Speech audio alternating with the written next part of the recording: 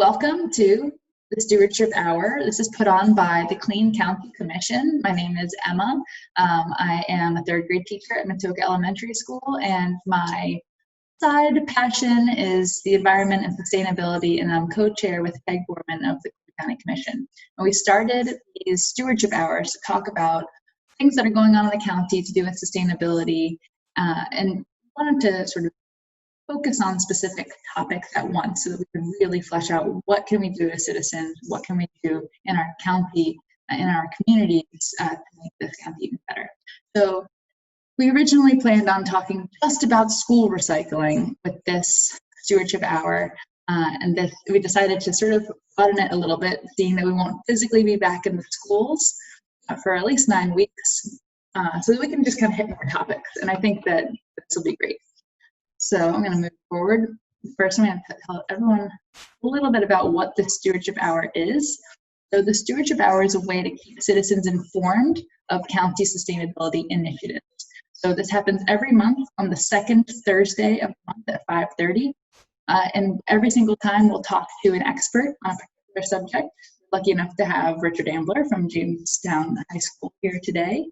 And we'll have a chance to talk about what did they have to tell us about. But the most important thing in my mind here is that this is an action-based session, meeting. We are going to walk away from watching this or being here with specific action steps to take for recycling, either for the school or for residential. So hopefully we can focus on those actions and together do at least one thing to make the world a little bit of a better place. So our learning objectives for today are to understand the cost and what makes a successful school recycling program.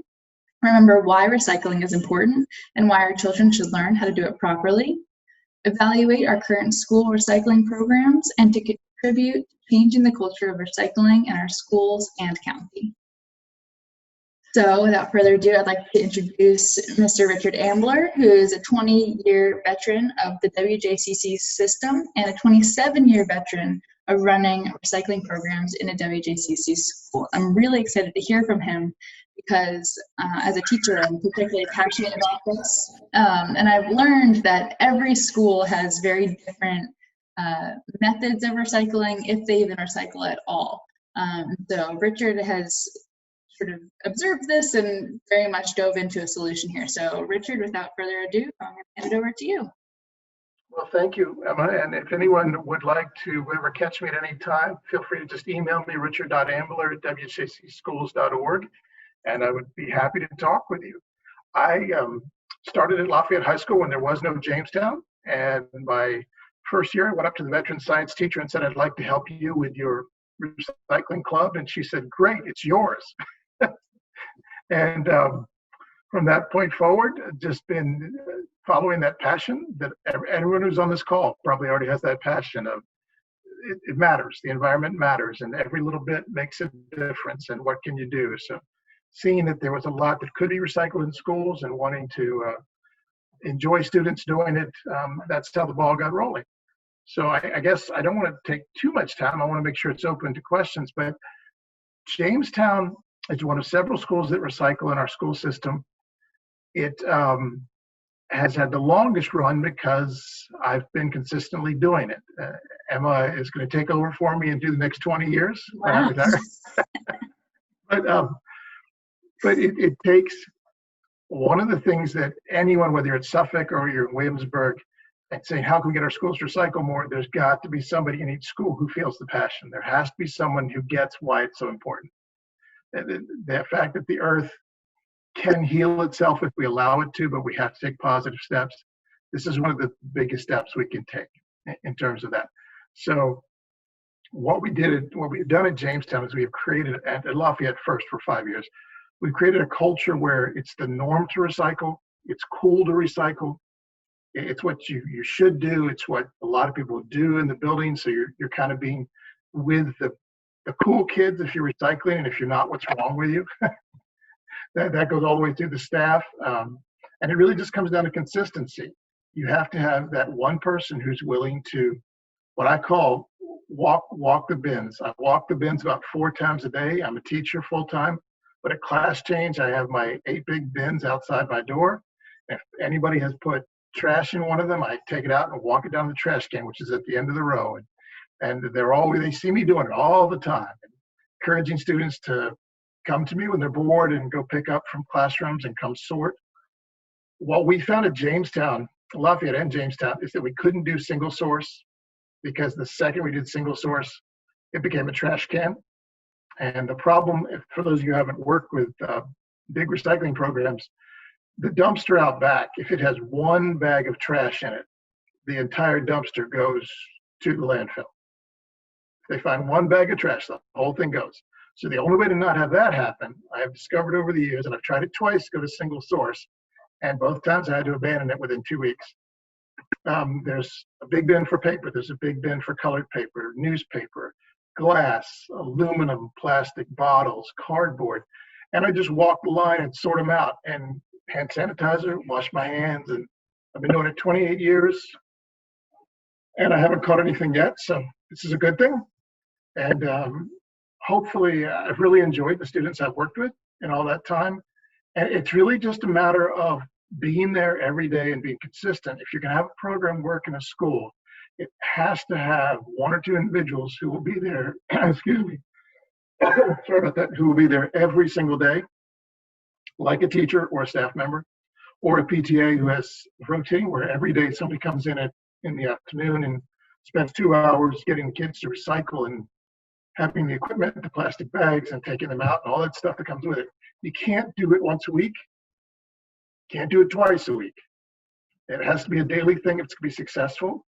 And then as you do that, and if you're lucky enough as Emma and I are to have fantastic custodial workers, they buy in and they start recycling all the cardboard that comes through the building. And then if the cafeteria staff buy in, and we have a great cafeteria leader at Jamestown, they buy in. So between the cafeteria staff, custodians, and the staff members at Jamestown, we fill that bin out back twice a week. And we could probably do, all schools could recycle about 30% of everything that's in their trash load. But we could probably do 3. I just also have to teach. I have 150 students, and that's what I'm paid for.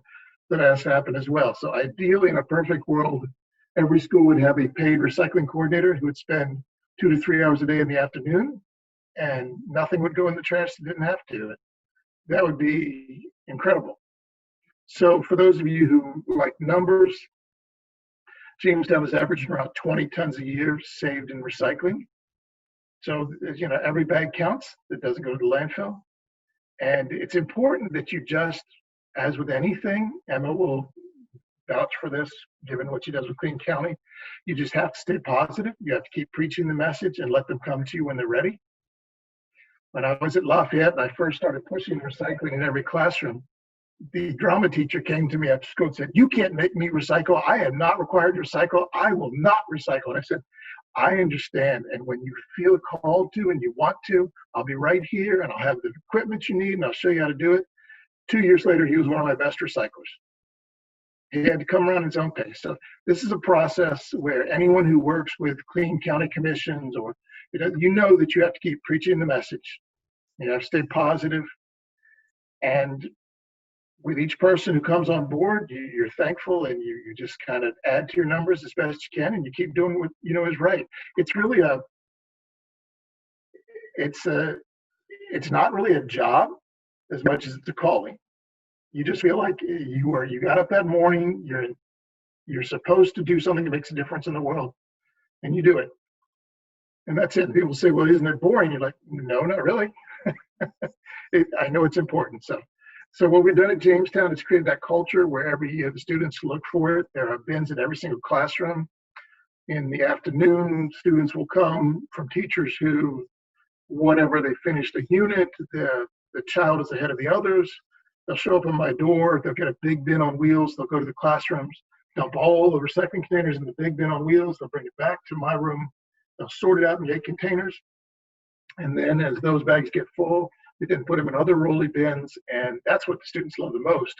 When my 6 big bins get full, they get to take it out to the dumpster. And I rotate through classrooms to get to do that. So it's an everyday thing. It's 180 days a year.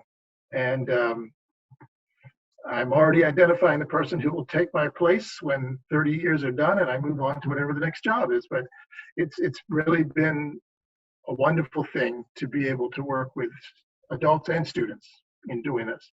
I don't want to talk too much. I would rather have people kind of direct towards. I will say, if you're looking at starting a program, Emma and I have talked about this.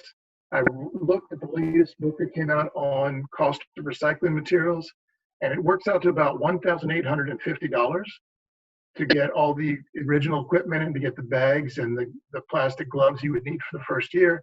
And then after that, the gloves and the plastic bags, pretty easy, not a big cost. But the number one thing you need is you need to have that person who is going to be in the building, who's going to buy into it every single day. Emma and I talked about how, schools where there's a recycling program for 1 or 2 years and then that teacher moves on and no one else wants it and it dies. So as with any movement, it needs a committed leadership group. That's true of anything. So is that a good opening? Yeah. Can I ask for clarification on a few things that you said? Sure. Before we, and if anyone else has questions, please type them into the chat and we'll get those out there. But when you said single source, can you explain what you mean by single source or single stream recycling? Where everything just dumps into one container. And ideally, you will find that in many places around the country, and that's because localities have figured out that they have to pay less if they sort back at a facility. They have people on a conveyor belt that pull out the recycling, and then they don't have to pay as much because less trash goes to the landfill.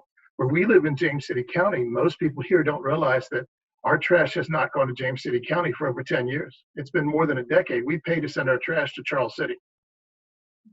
Our dump has been closed for a long, long time. So the less they have to pay, the happier they are. What we could not do, because I don't have time to do that, I have to be with students all day long, is we didn't have a conveyor belt in the back of the school. I know I could save more in recycling if I did that. But when you have one big container, everything gets dumped in, inherently you get trash. And given the modern formula where one bag of trash and the whole load gets thrown away, it's just not an option right now. Mm-hmm. And the other question I wanted to bring up is, you talked a lot about the buy-in and the culture of the school changing. Is it enough for the custodians to be super personally passionate about recycling for a successful recycling program in a school? It's not, because they don't have enough of them. I don't know about places like Suffolk, but I know James City County, they've cut in half the number of our custodial workers. They've required them to do the same amount of work. So they are as busy as the teachers, and they do not have time to sort out the trash. They just don't. At the back area in the Bay Area, while they're getting in things, if they see that they're going to be supported, they'll start putting cardboard in and all that. But I can speak for James City County.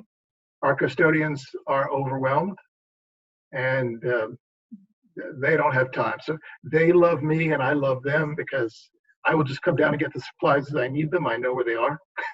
I know where the plastic bags are, and I just come get them, and they say, take them. Because they know what I'm doing is I am reducing their trash pickup load by 30%, and they are more than happy to let me do that. So it's a team effort. Absolutely. I'm gonna push us to this screen here. So if you have questions, type them into the Zoom chat, and I'll just take a second to point out this slideshow I will turn into a PDF and share with everyone who's here today, and make it available to other people in the county as well.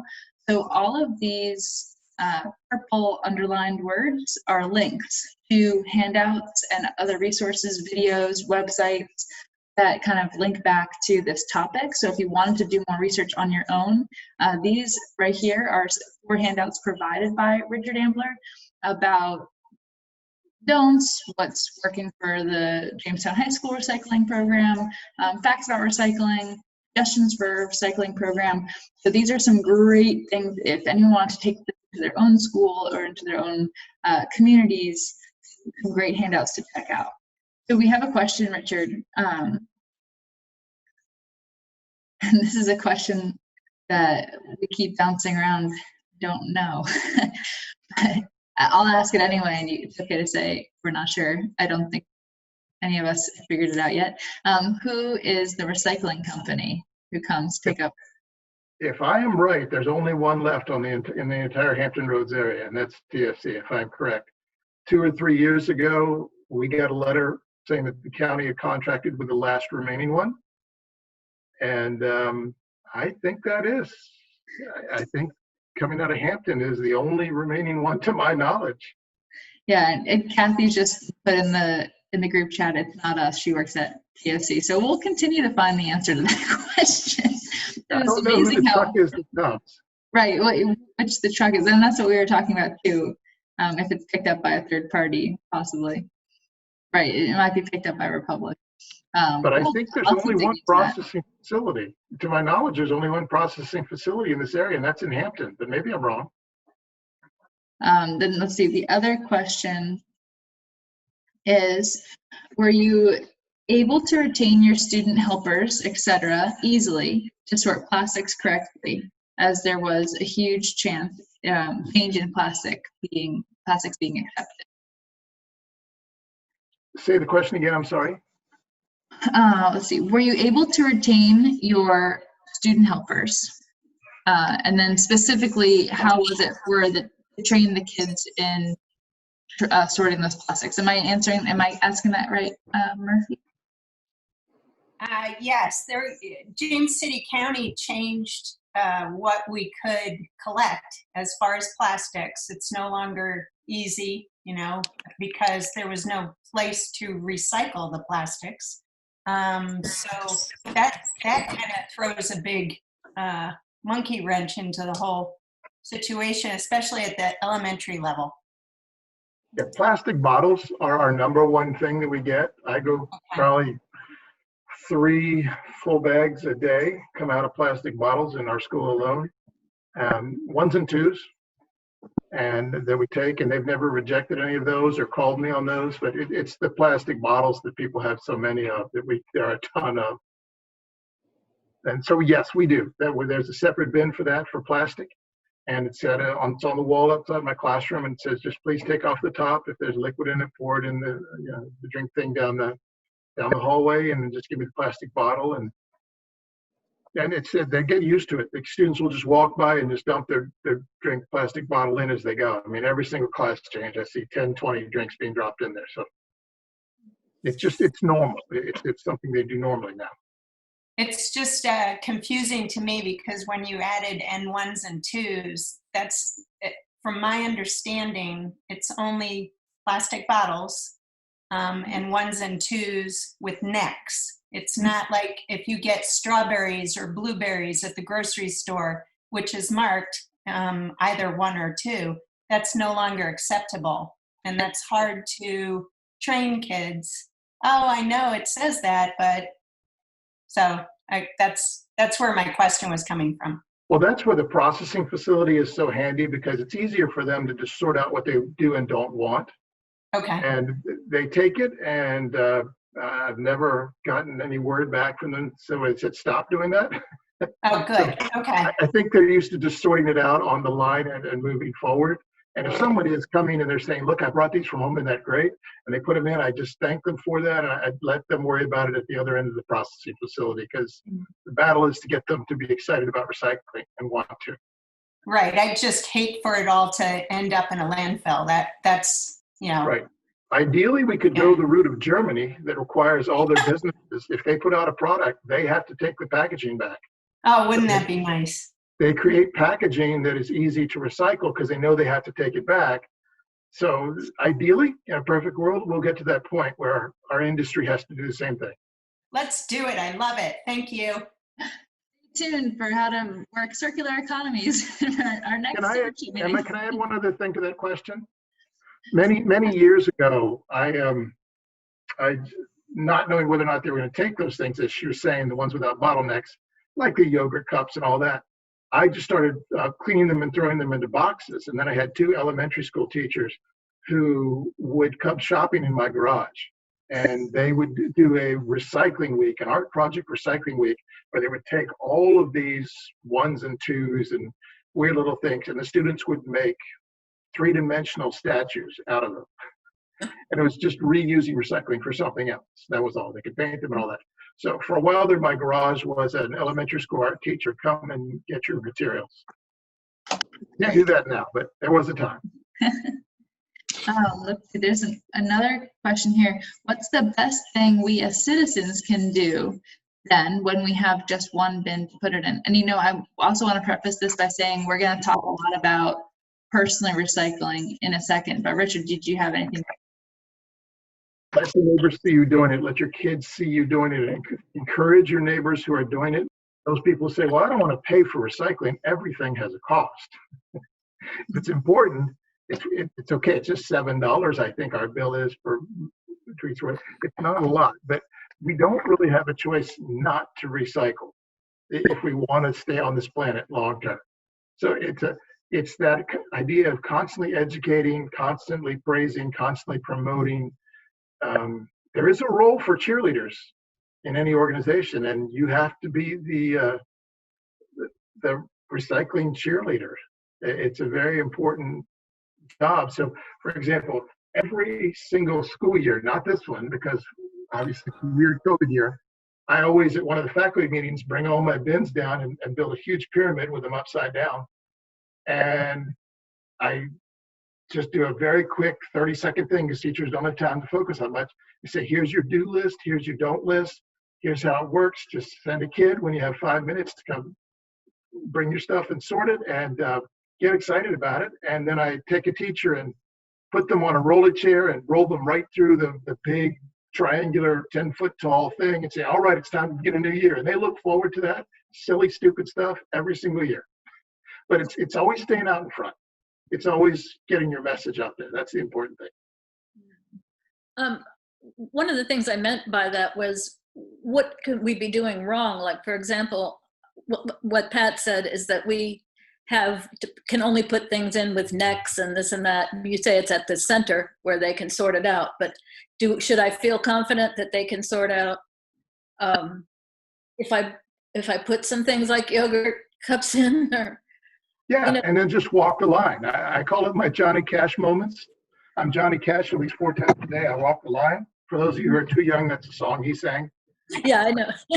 But, and then you just put your hand down in there and you put it in the correct one. If they've thrown glass and aluminum, you just pop it over there and then you go in and hand sanitize and move on. And they're so used to me dumpster diving. They tell me that when I retire, I don't need another job. I can just dumpster dive and I'm an expert. But it's yeah, and constantly educating as you go. If you see a kid go into the wrong bin and you're out in the hallway, which is rare for a teacher, you say, no, that's recycling. I mean, that's newspaper. Just look right over there. I've got a big piece of paper on the wall over top of each bin saying what to do and what goes where. And it just, they get it. And after a while, the teachers only send the students who are really going to read the signs. You would think high schoolers could read the signs, but high schoolers aren't interested sometimes in reading the signs. So, but again, you just keep working with them and keep working with them, and it becomes the norm over time. But the single biggest issue is you don't get to take a day off. There is no day off. You're 180 days of doing this. You're there every day. You're the face they know. You're the one. They come to you with the questions. They come to you and ask for bags. They come to you and ask, you are that face, and you have to be that point person.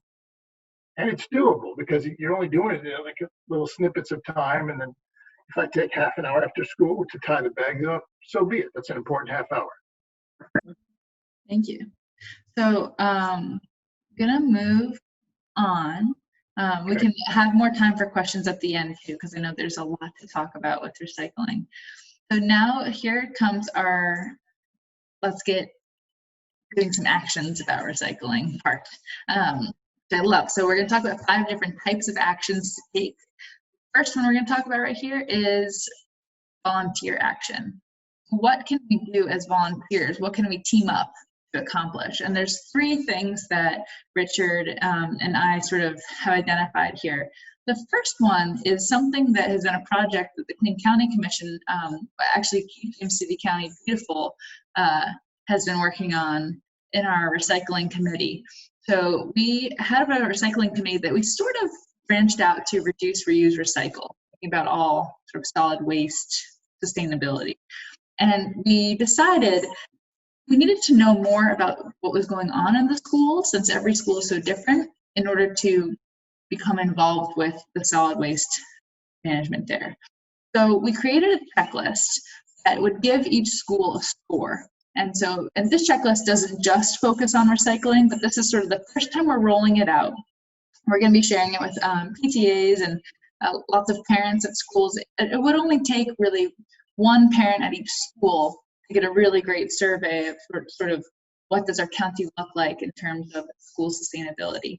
And I would ask that after you fill out the survey, that you send me a picture, and all the information is on the checklist, so that I can sort of have that for my own records. We are trying to launch initiatives and education programs for the kids. When we're talking about recycling programs, if one school's already recycling, maybe we can go into a different school and really start a program there. So that's the number one volunteer action. And you can let me know in the exit ticket, the survey that will be at the end of the Zoom, what you're interested in. The next thing is distributing recycling bins in schools. So the Clean County Commission, for the last fiscal year, we spent the remainder of our budget on recycling bins using the advice of Mr. Ambler for what would be needed, what could we help with if schools wanted to start these recycling programs if the school is not already recycling. So we have those bins, we have them in storage. Now, this one's a little bit tricky because COVID has sort of thrown a wrench in this plan, but we'd like to get those distributed to the proper classrooms and the proper schools. Ideally, once we already have our school recycling program set up. And all that is dependent on COVID policies. We'll have to tread a little bit lightly here, but please still let me know if you're interested in helping out with the distributing, physically bringing the bins to the right schools. That's another volunteer action that would be really helpful. The last volunteer action on this slide really should preclude the distributing recycling bin part. This is the school recycling program. This is what Richard has been running at Jamestown High School for the last little while. And if anyone wanted to become involved in a school recycling program as a parent, community member, student, we would like to collect the names of the citizens who would like to be involved in something like that, and possibly put together a few teams throughout the county. It won't be every single school yet, but down the road, we're looking towards really expanding that and doing what Richard Ambler is doing in all the schools, ideally one day. But for right now, we'd like to know who would be interested in showing up to a school once a week, twice a week, as a part of a group who's sort of handling what Richard's been doing at his school in another school. And again, all that information we fill out at the survey at the end. The next type of action we're going to talk about is working with the powers that be. So in this case, this is something that the Clean County Commission and James City County Beautiful has been wrestling with for a while. We know that the school board policy states that they will minimize the amount of school division waste sent to landfill and implement a division-wide recycling program, including but not limited to all school buildings, administration, and support facilities. And if you'd like to read more about this in environmentally sustainable practices, you can look at the school board policy in this link right here. Now, we know that this is the policy, and then we sort of see what ends up happening. So if you would like to become a part of a task force to figure out how to best evaluate more long-term solutions, maybe it would be creating a recycling position like Richard Ambler is talking about. Maybe it would be pushing for changing the custodial budget for more staffing. Either way, we'd like to find a way to sort of hold the school board policy up as something that we are going to strive towards, but it might take some volunteer effort to think through the logistics and kind of work with and hold the district accountable when need be. So if anyone were interested in becoming a part of that task force, let me know. This is on our list of a million things to do in the county, and it's becoming we're becoming aware that this is a much bigger problem than a couple people thinking about it for 5 minutes could even solve. So this is why we're asking to form a task force for this action. All right, now we're going to jump into a little more of the residential recycling. So action number 3 is about individual behavior change. And on this slide, I put a whole bunch of information about how to recycle at home. What's the best way you can be a responsible recycler?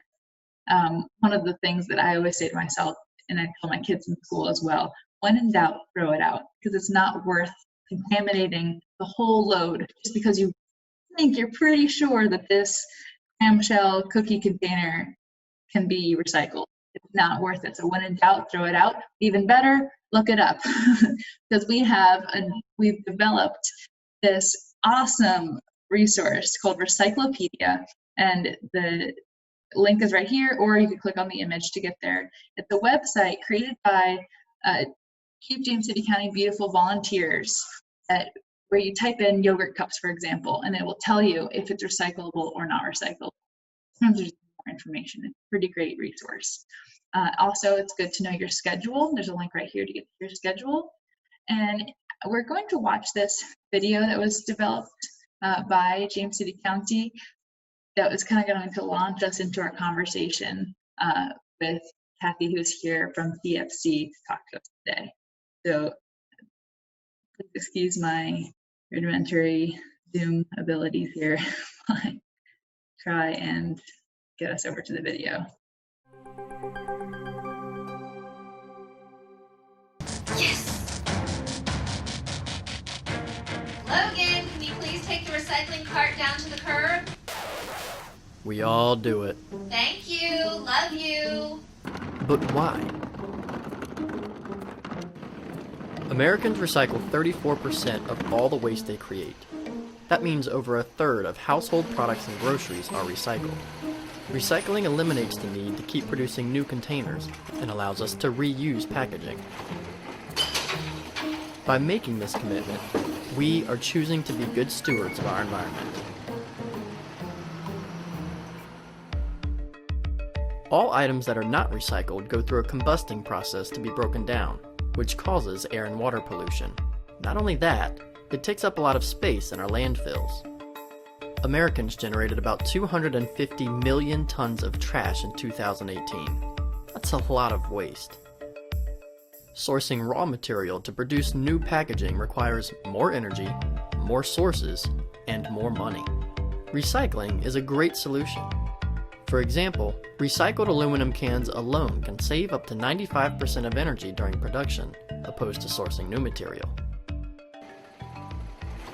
Where does it even go? The 4 localities associated with the VIPSA recycling program have their recycled goods sent out either directly to or transferred to the TFC recycling plant in Chesapeake, Virginia, where roughly 46 loads are delivered per day. Staff and state-of-the-art technology then sort through between 10 and 18,000 tons of material per month to first separate any contaminants or items that are not recyclable. Contaminants slow the process down significantly and even ruins loads. Once all contaminants have been removed, the recyclables are then separated into like material. Before being sold to various places worldwide, the recyclables are packaged together in bales and individually inspected by staff. Then, it's off to be reused and to start a new life. But what about those contaminants? On average, about 25% of what we put into the carts isn't even recyclable.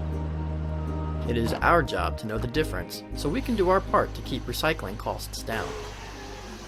So, pop quiz. Let's see how well you are recycling. Can you recycle laundry detergent bottles? Yes. Cardboard boxes? Yes. Pizza boxes? No. Grease contaminates the fibers. Motor oil container? No. Sports drink bottles? Yes. Water bottles? Yes. Light bulbs? No. Mirrors? No. Scrap metal? No. Cereal tissue and pasta boxes? Yes. Plastic wrap and bubble wrap? No. Glass bottles and jars? Yes. The metal lids are recyclable too. Shampoo bottles? Yes. Soda cans? Yes. Soup cans? Yes. Paper towels, napkins, and tissues? No. Paint cans? No.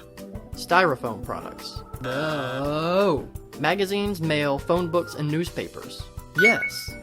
Diapers? No. Ew. Plastic bags? No. No. No. If you don't have reusable shopping bags, get some.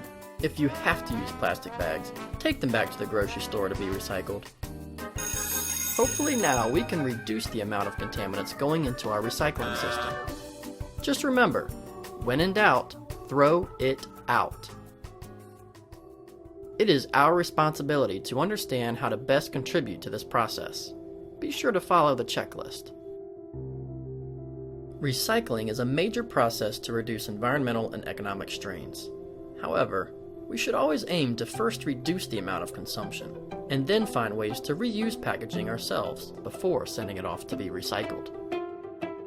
Reduce, reuse, recycle. For more information, please visit jamescitycountyva.gov/recycle or give the recycling hotline number a call at 757-253-6700. So if we do no other action except for to be informed about your recycling at home, that's pretty good. One thing I wanted to point out before we move on to frequently asked questions is we have switched over in the last year, which I think most people know this by now, to paying for our curbside recycling, not completely with our taxes, but it's a $7 a month fee. Now, one of the things that neighborhoods are doing is the HOA will sort of plan for the entire neighborhood to have a pickup, and it'll become a part of the HOA fees. So one thing that you can do to encourage your entire neighborhood to recycle, maybe to have that conversation and sort of make it, again, part of that culture, make it normal, make it, as Mr. Ambler said, make the cool kids are recycling. And that might be one way to have that conversation with your neighborhood, with your neighbors. So if you wanted to share the video that we just watched, it's hyperlinked right here on this page. So when I share out this PDF, you'll be able to get access to that as well. So I know we're moving at the speed of light here, but here are some frequently asked questions about the recycling program. And again, this purple underlined word means that this is a link to the full answers of all these questions. But I want to let Kathy take over for a minute here and talk about some things that she sees at TFC and maybe address some questions. And if you have questions about residential recycling, let's let Kathy talk for a while, but if you have any questions, put them in the chat and we can sort of tease it all out right here. So Kathy, where'd you go? I'm back. Oh, okay. Hi, Kathy. Sorry. I completely lost internet in surprising Suffolk while you're showing the video. Oh no. So I'm now on my cell phone and I cannot get on my computer, so I hope y'all can hear me. So you're going to have to read me the questions because they're, when you're going to 60, you can't see them on a little teeny cell phone. Sure, no problem. The first one says, what can I put in my cart? So if you'll go to our website, we have a list of what's acceptable recycling. But if you want to make it really, really, really simple, paper bottles and cans. So any kind of clean paper, cardboard, mixed paper, magazines, and then of course aluminum cans, metal cans, and of course plastic bottles. Now we were talking about a few minutes ago that we only accept number 1 and number 2 plastic bottles and jugs. Let me explain that to you. When we process material, it costs us somewhere between $80 and $100 a ton to process the material. Once you process it, there's got to be a place to send it to. Nobody wants 3 through 7s. They don't want vegetable clamshells, which is usually a number 1. So you've got to have a place for it to go. And it's very, very, very hard to find a place that will take anything other than number 1 and number 2 plastic bottles. Now, that is not just a problem in Virginia. It's a problem all over everywhere.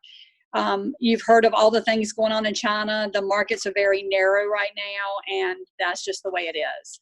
I am the wishful recycler. I want to recycle everything. So I try to do as much pre-cycling as I possibly can. But paper bottles and cans, if you recycle that, you pretty much got about 75% of it. And go to our website, and I can send it to you also on the link of what's acceptable. That'd be awesome. Okay. Let's see. The next question is, can I put shredded paper in the curbside recycling cart? Excellent question. Absolutely, you can, but you got to do one thing. Do not put it in a plastic bag. The reason for that is we do not take any recycling in plastic bags because our machinery goes round and round and round and round, and you can see where things get tangled up into our machinery. And so we don't want plastic bags. If you were to put it in a paper bag, staple it or tape it up, you're okay. But no plastic bags. It has to be in a paper bag. Why can't I recycle? Oh, this you sort of already answered this. Why can't I recycle number 3 through 7 plastics, and why can't I recycle plastics without a neck if they are ones and twos? And again, there's got to be a market for it, and there's just no market for it, unfortunately. They want bottles, and that's just how it is. And I hate it because every day I eat yogurt. Of course, I try to buy into the biggest container that I can so that I don't have to throw away as much, many of them. But no, I wish we could, but we just can't. And does the county accept the same items as recyclable at our convenience centers and for curbside collection, or are different items allowed? We only do the curbside, so I'm not sure. Mm-hmm. I don't. Do you know who handles the convenience sites? I was gonna say I would err on the side of bringing things to the convenience center and asking there, because it's surprising how much can be handled at the convenience center. And I will ask because I don't know that we do the convenience center, but I will ask. Mm-hmm. That's actually oh, go ahead. I'll find out. That's our next month's stewardship topic is the convenience centers, the wild world of convenience. Right. Can handle a lot. Okay. I think we addressed all our frequently asked questions. Is there anything else you wanted to add on behalf of TFC? Well, I made a few notes. There was some good information that was given, and thank you so much for sharing that on school recycling. I help implement the big recycling programs in Virginia Beach and Chesapeake, and y'all were talking about having a person that would be in charge of it for the county. A good resource would be Tim Cole with the City of Virginia Beach, who is the sustainability manager in Virginia Beach. He does all kinds of sustainability within that city. And one thing that they implemented, that every school had a school liaison, and that school liaison is like, like yourself. It would be somebody who would be in charge of the whole program for that particular school and would be the expert. Now, they do single stream recycling, and single stream is where you mix everything together. If it comes to us, it does not get rejected if there's one thing wrong in it. We had the facility, we processed over 40 tons an hour. Of course, we do probably a third of the state. But we don't say we can't take that load because there's something contaminated in it. We process it. Our contamination rates can be in the high 20%, which is sad. One thing that we do is if it is contaminated and it does get sorted, everything gets sorted, our residue goes to the waste to energy plant and is burnt for electricity for Norfolk Naval Shipyard. So nothing is landfilled. So let me see what other notes I had. And you're also so right about the custodial services.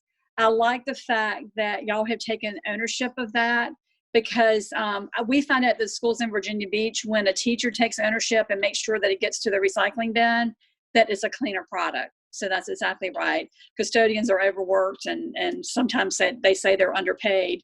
Now, we also do cartons, milk cartons, juice cartons. I'm not sure if that's something that if it is being picked up by Republic Services and it ends up with us, because we don't know exactly who Republic Services is picking up and bringing to us, that's something that can be added to the program. Just a thought. One follow-up to that, actually, a couple people have asked about recycling milk cartons, wax-covered milk containers. So several years ago, and I've been there 16 years, so time flies. So I can't tell you if it's been 6 or 7 years is what I'm thinking. We partner with the Carton Council, and we put in some equipment in our facility in Chesapeake. Now we have 3 facilities. All facilities, the Chesapeake location and the Richmond, Chester, Virginia location is sorting the cartons. What happens to it is they take the first lining of all that off, that really good looking waxy stuff, inside some really nice paper, and they're making toilet paper, paper towels, and napkins and tissue paper for presents. So it is getting made into something else. We even have people, I think it's so funny, we have people mailing them to us from like the north, like New Jersey, Pennsylvania, all that, just sending us their cartons. I think it's really cool because they're spending $20 on postage so they can keep it out of their landfill. Wow. So we can recycle, for example, if you get that a half gallon of milk. Yes. You can recycle that, but you take the top off, correct? You can leave it on or off because when it leaves us, they take care of that. Oh, wow. Okay. I did not know that. Yeah, we've been doing that again. I've been there a long time. I'm thinking 6 or 7 years we've been doing it. I was hoping we were going to do ice cream, but they don't want that. The ice cream carton, but it's just milk cartons, juice cartons, like wine boxes, broth containers, that kind of thing. Great. Well, that is awesome. But y'all are all invited to our facility. We have a transfer facility in Newport News. You're not going to see a lot there. And that's where a lot of the materials being transferred to our Chesapeake facility. But once everything clears up with COVID, please, take a trip. If we can get it all together, if you don't mind climbing some steps and getting in a dirty facility, I'll be glad to show you what we do and how we do it. Well, thank you so much, Kathy. That's great information. I want to move on, but if you have any more questions about, I say this first, if you have any more questions about these frequently asked questions or about TFC, you can go to the website, the hyperlink to this page, but also there's a reference or resources page at the end of this presentation in which I've stuck in TFC's summer newsletter, which is phenomenal and gives lots of great information there as well. So if you want to learn more. I did it. My first one. Oh, really? It was great. I loved it. It was my first one. So, phew. Yeah. All right. So we're going to move on to our action number 4, which is support the economy. Now, this is one of my favorite programs that the Clayton County Commission runs. And I think it's also one of them not quite as advertised as it should be. So we, every quarter, give out a Clean Business Award. And there's a long list of winners that goes back a long time, a while. And it's hyperlinked right here, the list of winners. So if you want to support a company in James City County that is aware of sustainability and doing their best to recycle and go along with beautification, that's responsible, there is a list of businesses that are doing that. And it might shock you. There's some great, one of the business gas stations that are doing incredible things. You would not really know this until people like me show up with business award applications and start asking questions. I highlighted here our 2019 third quarter winner was Trader Joe's, and they let us know a lot of great information about what they're doing. That specific store, on average, recycles 1 ton per month of glass and plastic. The store recycles 3 tons of cardboard per month in large bales that it creates, weighing between 600 and 1,100 pounds per bale. The store produces 1 or 2 bales each day. So the back of Trader Joe's, right down the road, it is incredible, a really awesome production. So the Business Award exists so that we can call attention to those businesses that are doing the right thing. They're doing amazing things.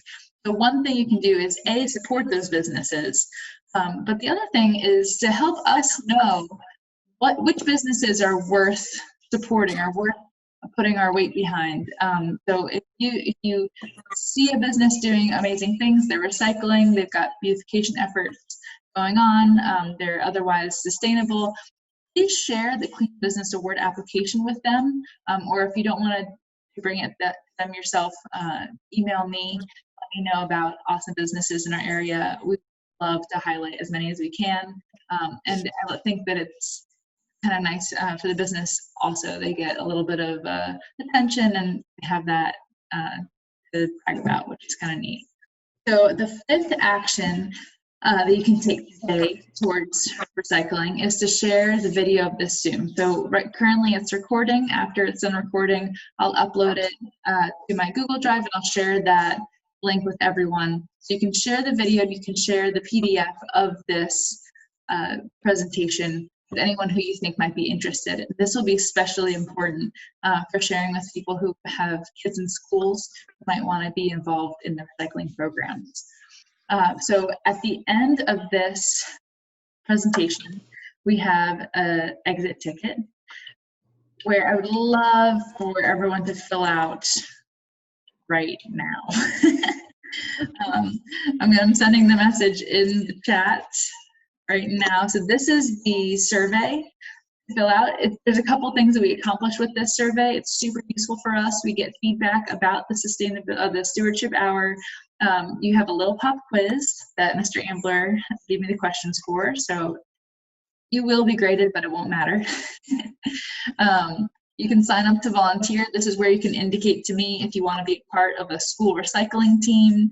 This is also where you can sort of pledge to commit to action on behalf of recycling. And let me know if you would like to be involved in keeping City County beautiful and all the great volunteer efforts we have going on.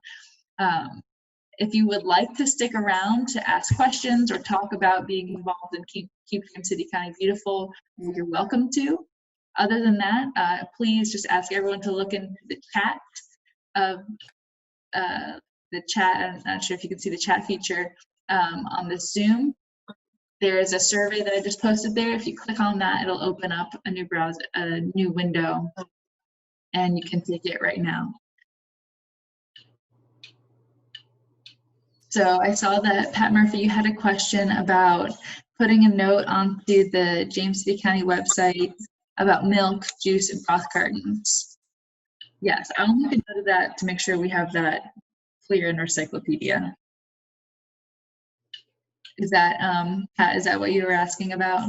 Absolutely, that would be great, because it's been very confusing, the transitioning. Yes, I agree. Let me also say one thing.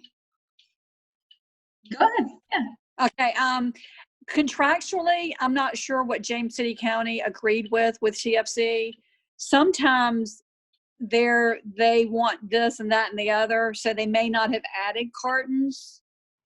I will just say this, you know, contractually, we might need to figure out if that's part of y'all's program. It is everybody else's. So just a question. Okay, you might want to.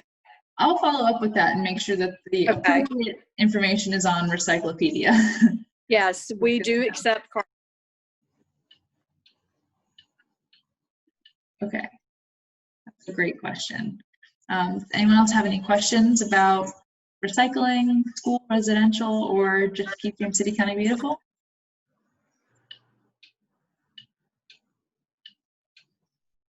Keep up the good work. I might steal this idea for Keep Suffolk Beautiful.